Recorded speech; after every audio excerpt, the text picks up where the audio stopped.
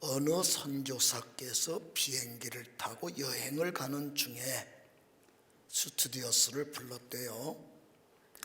전도를 하려고 단도직입적으로 당연히 무슨 말인지 알아들을 줄 알고 질문을 한 거예요. 예수 그리스도를 아십니까? 하고 이제 물은 거죠. 그런데 스튜디오스가 막 당황을 하면서 잠깐만 손님 기다리시라고, 그리고 헐레벌떡 어딘가를 막 가더래요. 왜 저러나 한참 있다가 스튜디오스가 돌아오더니 아주 겸연적인 얼굴로 제가요 아무리 승객 명단을 뒤져봐도요 선생님이 아까 말씀하신 그런 분은 탑승하지 않은 것 같습니다 그러시더라네요. 여러분, 예수 그리스도가 누군지 아십니까? 나는 그분이 누군지 분명히 안다고 믿는 분은 아멘 해보십시오. 이 세상의 모든 사람들이 꼭 알아야 될 것이 예수 그리스도예요. 요한복음 3장 18절을 보면 그를 믿는 자는 심판을 받지 아니하는 것이요 믿지 아니하는 자는 하나님의 독생자의 아들을 믿지 아니함으로 벌써 심판을 받은 것이니라. 전 인류를 우리가 분류하는 규칙이 여러 가지가 있겠죠. 피부색을 따라서 나누기도 하고 여러 국경을 중심으로 나누기도 하고 DNA를 따라서 사람들을 나누기도 해요. 그런데 오늘 성경 요한복음 3장 18절은 사람은 두 종류다. 예수님을 믿는 사람, 예수님을 안 믿는 사람. 그런데 하나님이 두 분들을 대접을 달리한다는 거예요. 예수님을 믿는 사람은 심판을 받지 아니하게. 이 말의 의미는 다 아시죠? 지옥 절대 안 가게, 하나님이 계신 천국에 꼭 가도록 내가 그와 함께 하는데, 만약에 믿지 아니하는 자다, 그 사람은 나중에 어떻게 되었는지 두고 봐야지. 나중이 없다. 나중이 없어요. 벌써 심판을 받았다. 믿지 않아서 벌써 지옥 가게 돼 있다. 벌써 그 사람은 천국 문이 막혀 있다. 하나님이 선언하는 거예요. 그러니까 아무리 큰일이 생기고 바쁘고 여러분 인생에 해야 될 일이 겹겹이 쌓여 있어도 꼭 성공해야 되고 꼭 잘 붙잡고 있어야 되는 게 뭐냐? 예수님 믿는 신앙입니다. 근데 그 예수님 믿는 사람은 하나님께서 어떻게 대접을 할까? 안 믿는 사람은 이미 심판을 선언하셨고 하나님이 좋은 것은 절대 안 주겠다고 푸대접을 하신다고 하면 우리를 하나님은 어떻게 믿는 자를 대접하실까 하는 거예요. 오늘 골로새서에서 우리가 살펴보려고 하는데, 골로새서에는 예수 믿는 사람의 신분과 예수 믿는 사람이 해야 될 일을 가르치는 말씀이에요.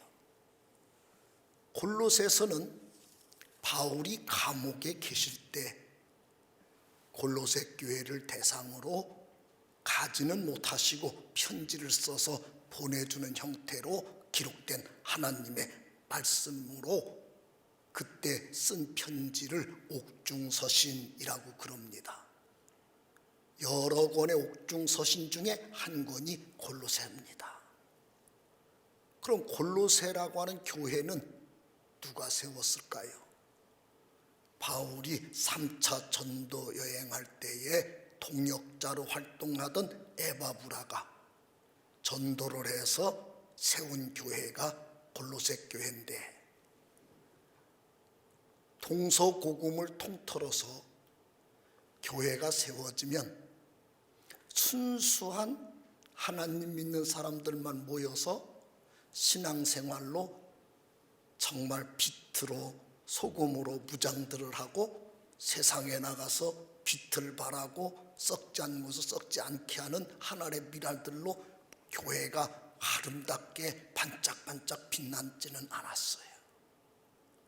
교회가 생기면 꼭 이단들이 그 교회를 두락고 복음 말고 다른 걸 자꾸 주장하는 사람들이 교회를 미꾸라지 한 마리 마냥 막 혼잡하게 만드는데, 성도들은 그 이단 사상들에게 흔들려서 믿음의 본분을 잃어버리고 교회는 니파 내파 나눠서 싸우고 해야 될 일을 못하고 교회답지 못하게 예수 믿는 사람답지 못하게 기능을 잃어버리는 시대를 겪어왔어요. 골로새 교회도 마찬가지예요. 그렇게 해서 세웠더니 이단 사상들이 침투를 한 거예요. 거기에 성도들이 신앙이 분열이 되고 서로 의견이 나눠지고 교회가 심각한 위기에 빠져들어갔던 겁니다. 오늘날 우리 한국교회도 마찬가지예요.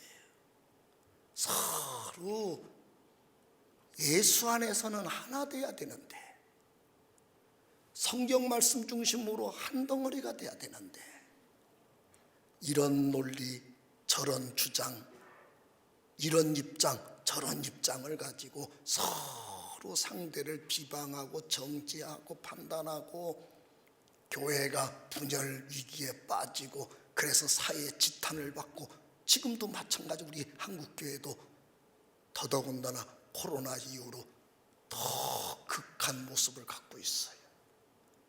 제가 기독교 방송을 이렇게 보다 보니까 어느 목사님이 설교하러 나와서 애통을 하더라고요. 당신 성도님께서 취직을 하려고 아주 성적도 우수하고 여러 능력 있는 청년이 이력서를 10몇 곳을 냈대요. 다 연락이 안 온다고 그러더래요. 그래서 왜 안 오나 알고 봤더니 기독교인이기 때문에 안 뽑는다, 그렇게 동일한 답을 받았다는 거예요. 기독교인이라는 이름 하나로 이제는 직장도 못 들어가는 만큼 우리 기독교가 사람들에게 혐오스러운 사람들로 바뀌어진 시대를 맞이하게 된 거지요. 그 위기에 처한 교회, 그들을 어떻게 해야 될 것인가? 이제 하나님은 오늘 바울을 통해 편지를 써서 어떻게 하는가를 가르치는 건데, 1장과 2장은 그리스도 중심의 신앙생활하는 게 뭔가 하는 걸 가르치는 것이고, 3장과 4장은 그리스도인이 됐으면 어떻게 실천하며 살아야 될 건가, 이걸 가르쳐주는 내용입니다. 오늘 여러분과 제가 읽은 골로새서 3장 1절로 7절은 우리 신분이 무엇인가, 해야 될 일은 어떤 것이 제일 중요한 것인가, 이걸 여러분과 저에게 소개하는 테마입니다. 여러분의 신분을 분명히 하시고 해야 될 일을 정말 잘하는, 비가 와도 그 모습으로, 눈이 와도 그 모습으로, 천지가 개벽이 일어나도 그 모습으로 우리 정말 그리스도인다운 그리스도인 교회다운 교회가 되기를 축복합니다. 우리 골로새서 오늘 3장 12절 한번 읽겠습니다. 그러므로 너희는 하나님이 택하사 거룩하고 사랑받는 자처럼 긍휼과 자비와 겸손과 온유와 오래 참음으로, 여기 보면 그리스도인이 누군가 여기에 대한 답을 한 문장으로 정리를 해줬어요. 하나님이 택하사 거룩하고 사랑받는 자, 이게 그리스도인이다. 여러분이 누구십니까? 하나님이 꽉 잡아서 아주 구별되게 취급을 해주고 매일 끌어안고 쓰다듬어주고 뽀뽀해주고 어루만져주고 좋은 것 갖다주고 아멘 할 때까지 하려고 그래요. 우리가 누구예요? 예수 믿는 사람이 하나님이 천지 만든 손으로 꽉 잡아서 안 믿는 사람들한테 비교도 안 될 만큼 다 구별시켰지요. 그러니까 여러분 남들보다 유별나게 사랑받을 때 요셉은 채색 옷을 아버지가 입혀줬어요.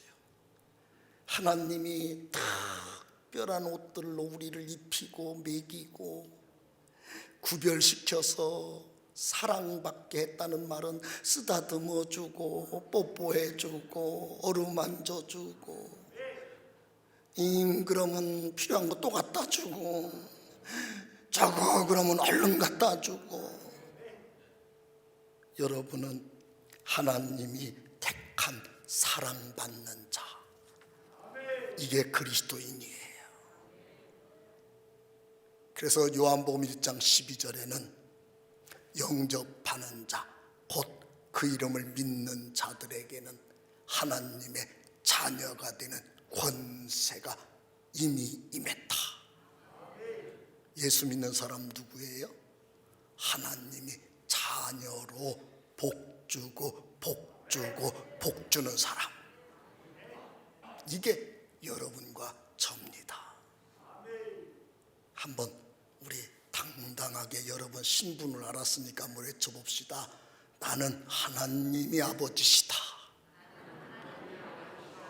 다시, 천지 만든 아버지가 다 주는 사람이 나다. 믿으세요? 모든 사람 다 그렇게 주는 거 아니라고 그랬죠? 믿지 아니하는 자하고 구별된 거예요. 그러므로 하나님의 특별히 여러분을 택하셔서 거룩하게 구별해서 사랑을 쏟아부어주는 하나님의 사랑받는 자녀가 된 것을 믿으시고, 우리는 안 믿는 이 세상을 본받으려고 하지도 말고 따라가지도 말고 그들을 부러워하면 더더군다나 우리는 철없는 거니까 세상을 이겨내는, 세상에서 하나님 자녀로 반짝반짝 빛나는 하나님 사람 되기를 축원합니다. 그러면 첫 번째 생각할 것은 바로 이 하나님 자녀로 택함을 받아서 거룩하게 사랑을 입은 우리들은 무엇을 하고 있어야 될까 하는 거예요. 거기에 맞는 옷을 입고 있어야 돼요. 따라합시다. 새 옷을 입어야 된다. 골로새서 3장 12절은 그러므로 라는 말로 시작을 해요. 바로 그러므로 라는 12절에서 그러므로 시작하는 그러므로는 앞에를 말하지요. 5절부터 11절까지를 설명한 걸 근거로 그러므로 이렇게 시작을 하는 거예요. 그럼 5절부터 12절까지의 내용은 무슨 내용일까요? 사람들이 옷을 두 가지 옷에 입고 다니는 모습이 있다는 거예요. 옛사람의 옷을 입은 사람들이 있다.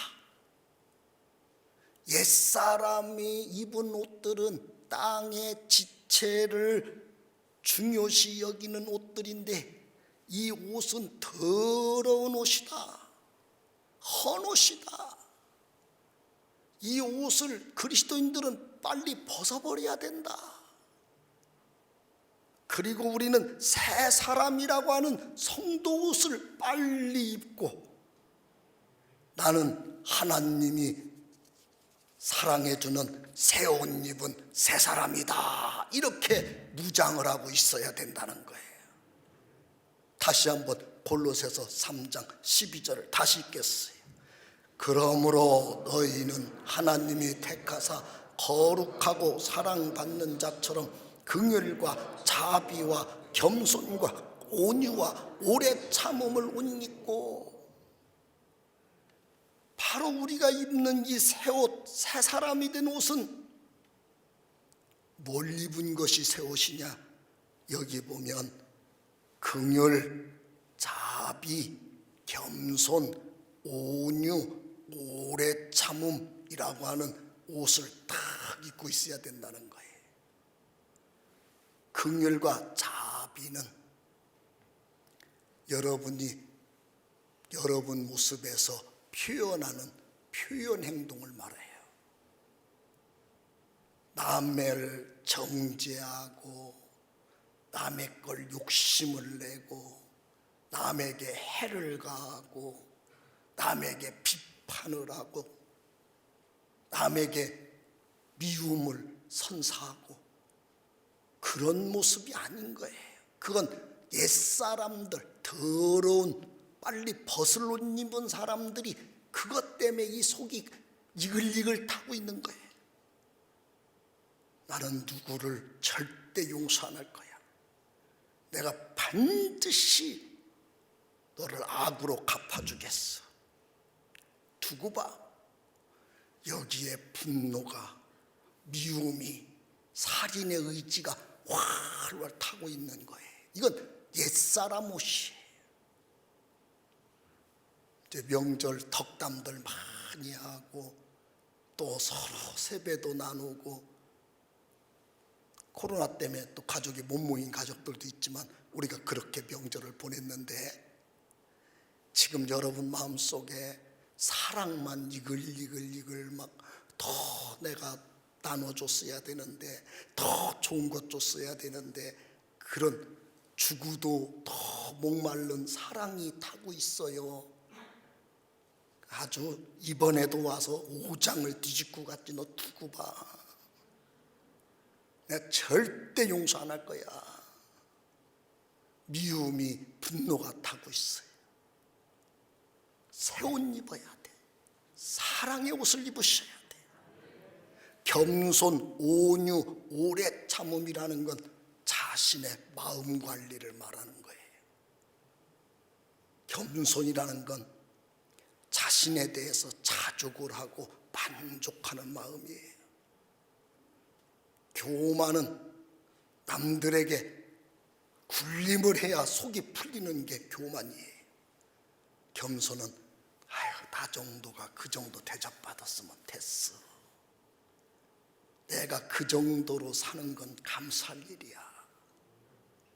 온유는 길이 잘 들여진 야생마 같은 거예요. 야생마는 누군가에게 길들여지지가 않는 거예요. 근데 온유는 누구에게나 부드러운 거예요. 부드러운 거. 누가 와서 무슨 소리를 하든 아, 예, 그러셨군요. 아, 그랬군요. 아유, 그럴 수도 있죠. 괜찮아요. 사랑합니다. 아멘은 집에 가서 꼭 하시기 바라요.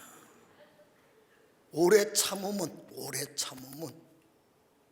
상대방이 빨리 깨닫고 더 성숙되기를 바라는 마음으로 자녀를 묵묵히 바라보고 기다리는 부모 마음처럼 상대에게 좋은 일이 있기를 안타까운 마음으로 기다리는 것이 오래 참음이에요. 여러분 마음속에 겸손과 온유와 오래 참음이 딱 준비되면 상처 받을까요? 안 받을까요? 누군가가 미울까요? 안 미울까요? 안 밉죠. 그래서 우리 마음이 포근하고 따뜻하고 스펀지 마냥 푹신푹신해서 누가 돌을 던져도 뿡 하고 나는 또 받아들이고 상대에게 미소를 싹 던져주고, 이런 옷을 우리가 입고 있어야 된다는 거예요. 이게 그리스도인들이 입어야 될 새 옷이에요. 이 옷을 안 입은 사람들은 아직도 누더기들을 막 걸치고 있는 거예요. 땅의 지체옷이라고 그랬어요. 땅의 지체옷. 골로새서 3장 5절로 6절을 다 같이 한번 읽어보겠어요.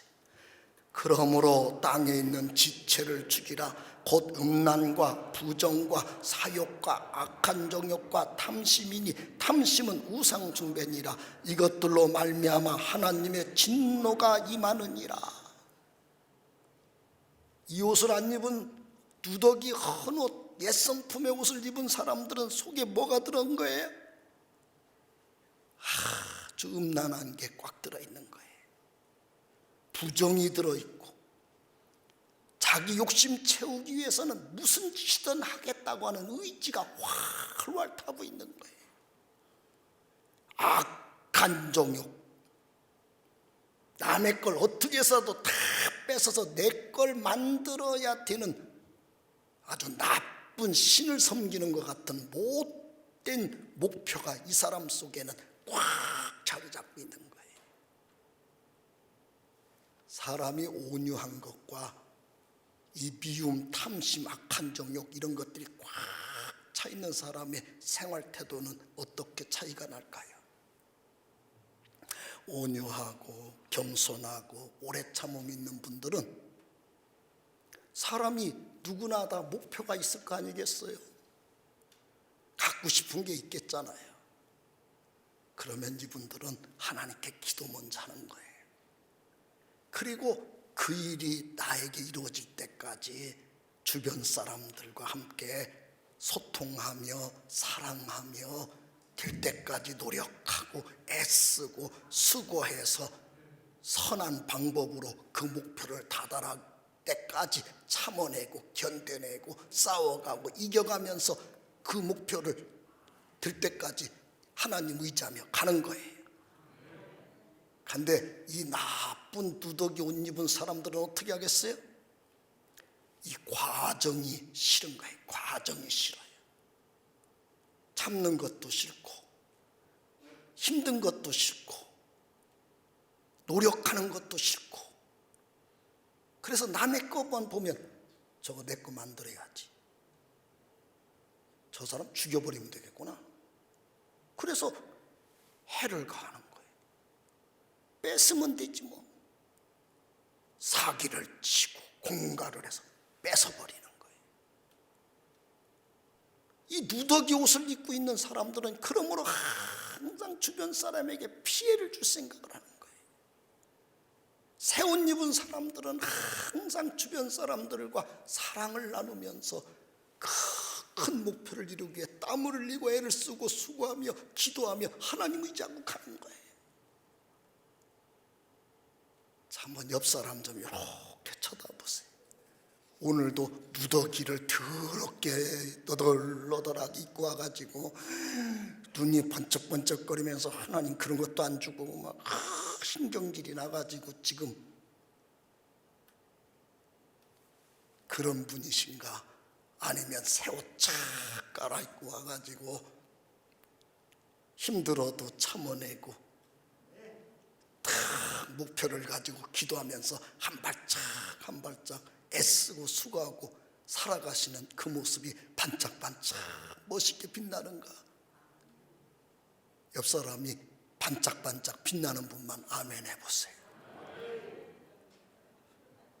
이 사회가 왜 이렇게 복잡할까요? 전부 누더기들 옷 입고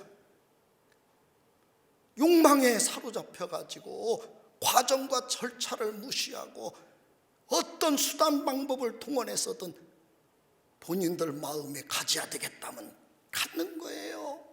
정치가 그러하고 대인관계가 그러하고 가족관계가 그러하고 신앙인들도 그 속에서 절대 지지 않으려고 그 모습에서 아기다툼 속에 살아가니까, 여러분, 우리 하나님이 교회 속에 역사하지 못하고 성도 속에 역사하지 못하고 교회가 세상에서 지탄을 받게 되고 성도들이 미움을 받으면서 이렇게 누더기들을 걸쳐 입고 있는 거예요. 오늘 성도는 성도답게 새로운 피조물답게 새 옷을 입으셔야 돼요. 오늘 누더기들을 싹 벗어버리고 새 옷을 입으실 분 아멘 하십시다. 그럼 새 옷 입은 사람의 열매는 뭘까 하는 거예요. 저분이 새 옷 입었나 안 입었나를 어떻게 알 수 있을까요? 새 옷 입은 사람은 골로새서 3장 13절 다 같이 읽어보겠어요.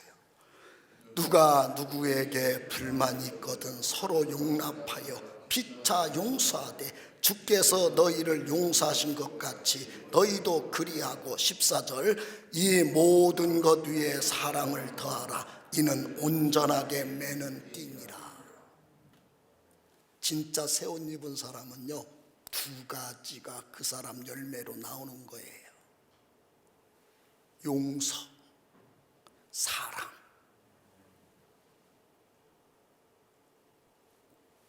내 마음에 안 들어도 다 용서하는 거예요. 그럴 수도 있죠. 괜찮아요. 제가 기도할게요. 저는 괜찮습니다. 오히려 혹시 저 때문에 상처받았나 그게 걱정되네요. 그리고 자꾸 누군가에게 더 좋은 걸 나눠주고 싶은 행동과 마음이 불타오르는 거예요. 다시 말하면 관계를 아름답게 하는 능력이 있는 거예요. 하나님과의 관계도 사람과의 관계도 내 마음의 나와 나와의 관계도 용서와 사랑으로 이겨가는 거예요. 여러분은 하나님한테 아주 만족하고 감사가 있으세요? 하나님만 생각하면 뭘 좀 어떻게 해보고 싶어서 막 화가 나 있고 불만스러우세요? 나는 하나님을 절대 원망해 본 일이 없다. 날 구원하신 천지 만드시고 나를 사랑하신 하나님 앞에 감사하기도 짧은 인생에 무슨 원망까지 하느냐? 나는 하나님 원망은 요만큼도 없다. 나는 하나님한테 감사만 넘친다는 분만 손들고 아멘. 그 모습이 나와야 되는 거예요. 주변 사람들에게 내가 조금이라도 더 좀 그분에게 도움되는 일을 하고 싶은 마음이 있어야 되는 거예요. 내 자신에 대해서 하나님 사랑받는 사람이야 자신을 사랑하는 마음이 있어야 되는 거예요. 이 사랑이 없어지면 하나님과의 관계도 무너지고요, 주변 사람과의 관계도 무너지는 거예요. 부부가 원수가 되는 거예요. 자녀와 부모가 원수가 되는 거예요. 내 자신을 사랑하지 못하면 비관하게 되고 자살하게 되는 거예요. 그리스도인들은 그런 모습이 나오면 안 되는 거예요. 사랑이 이글이글 타고 있어야 되는 거예요. 이 속에 누군가를 용서하지 못해서 이 속에 꼬부라져서 응어리가 돼서 화가 나고 밉고 죽이고 싶고 이런 것들이 우리 속에 들어있으면 안 되는 거예요. 내적 치유라는 게 있어요. 내적 치유. 여러분, 스트레스, 히스테리가 모든 만병의 원인이라고 그러잖아요. 이 속에 응어리가 들어있는 거예요. 이걸 빼내는 거예요. 히브리서 12장에서 말하는 쓴뿌리들이 들어있는 거예요. 쓴뿌리. 그럼 내적 치유, 여러분이 세미나나 이런 데 가면 뭐라고 그러냐면 그걸 가지고 막 울으라고 그래요. 막 울으라고. 그래서 막 내 속에 들어있는 그 응어리 쓴뿌리를 가지고 막 울어요. 그럼 속이 좀 시원해지잖아요. 그런데 삶의 현장으로 다시 돌아와요. 그 사람 보면 다시 그 감정이 또 떠올라. 또 밉고 죽이고 싶고 죽고 싶고 또 활력 있는 신자의 생활을 잃어버리. 또 그러면 또 거기 가요. 그래서 그 병 걸린 사람들은 막 맨날 그런 데만 쫓아다니면서 평생 시간을 낭비해요. 진짜 내적 치유는 언제 이루어지는 거냐면 용서해야 일어나는 거예요. 용서. 한번 옆 사람한테 이야기해요. 정말 사랑합니다. 다시 참 좋습니다. 다시 다 괜찮아요. 그러면 다 해결되는 거예요. 가정 문제 다 해결되는 거예요. 근데 우리는 용서를 안 해요. 용서를 안 해요. 아유, 60이 넘어서 이혼한대요. 왜 이혼하냐 그랬더니 애 낳을 때 신랑이 안 왔었대 옆에. 그래서 용서를 못한대. 평생